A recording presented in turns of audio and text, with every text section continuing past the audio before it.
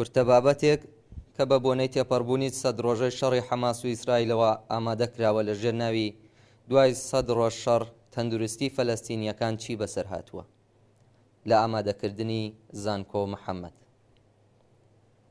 توشبوانی نەخۆشیە درێژخایەنەکان لە غەزە تووشی چەندین گرفت بوونەتەوە. گرژی و شەڕی نێوان حەماس و ئیسرائیل 100 ڕۆژی تێپەڕاند.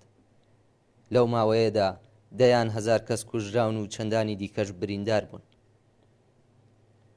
قوربانیانی جەنگەکە تەنیا ئەوانە نین کە گولە و پارچەی موشەکەکانیان بەردەکەوێت، بەڵکو شەڕەکە بە ناڕاستەوخۆ کاری کردوتە سەر تەندروستی هەزاران کەس لە هەردوو لایەن.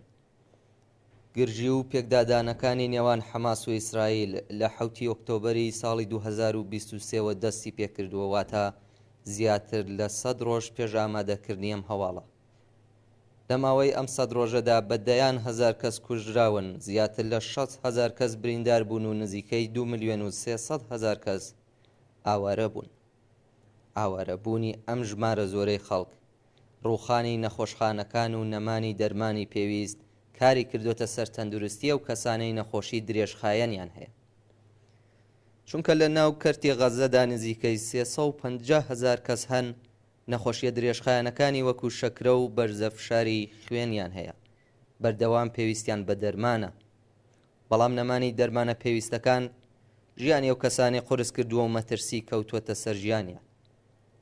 جگە لەم نەخۆشانە زیاتر لە 2000 توشبووی شێرپەنجە هەن لە ناو کەرتی غەزەدا، لە کاتێکدا ئەو تاکە نەخۆشخانەیەی سارەسەری توشبوانی شێرپەنجەی تێدا دەکرا بەهۆی نەمانی سوتەمەنیەوە پەکی کەوتووە و چیتر ناتوانرێت چارەسەری هیچ کەسێکی تێدا بکرێت.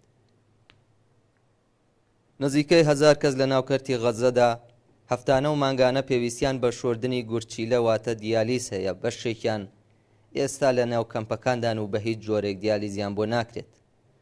لە کاتێکدا ئەو کەسانی پێویستیان بە دیالیزە ئەگەر چەند هەفتەیەک چارەسەرەکانیان وەرنەگرن ناتوانن بەردەوام بن و گیانیان لە دەست دەدەن. خانمانی دووگیان یەکێکی دیکەن لە قوربانیە سەرەکیەکانی جەنگەکە. بەشێکی زۆریان ناتوانن پشکنینەکانی کاتی دووگیانی بکەن و دەرمانە پێویستەکان وەربگرن. ئەمە وای کردووە 40% ئەوانە بە دووگیانی مەترسیدار هەژمار بکرێن. دووگیانی مەترسیدار واتە دووگیانیە کە تێیدا مەترسی لەسەر دایک یان کۆرپەڵە هەیە.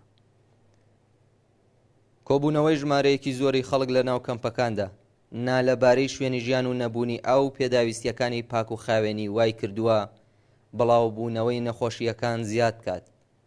بە گوێرەی راپۆرتەکانی ڕێکخراوی یونیسێف و ڕێکخراوی تەندروستی جیهانی ڕۆژانە نزیکەی 3200 حاڵەتی سکچوون لە ناو کەمپەکاندا تۆمار دەکرێن. یەکێکی دیکە لە مەترسیەکانی سەرتەندروستی لە ناو ئاوارەکان و خەڵکی غەزەدا نەبوونی خۆراکی پێویست و بەدخۆراکیە. بە گوێرەی راپۆرتەکانی یونیسێف ئەو خواردنی ڕۆژانە منداڵان دەیخۆن لە شیر و نان تێپەڕ ناکات، لە کاتێکدا شیر و نان بە تەنیا پێداویستیە خۆراکیەکان پڕ ناکەنەوە.